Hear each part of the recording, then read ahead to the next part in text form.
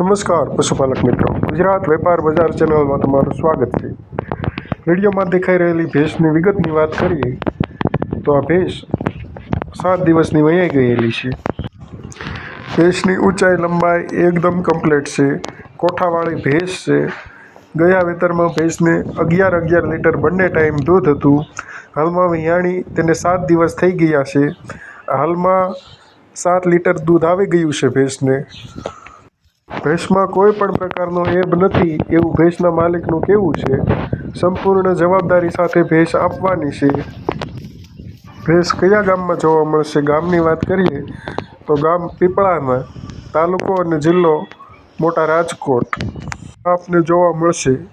ભેંસની સંપૂર્ણ ડિટેલ તથા વિગત સાથે ભાઈના ફોન નંબર આગળ વિડીયોમાં આપેલા છે, ત્યાંથી આપ ભેંસના માલિકના ફોન નંબર લઈ આપ કોન્ટેક્ટ કરી શકો છો।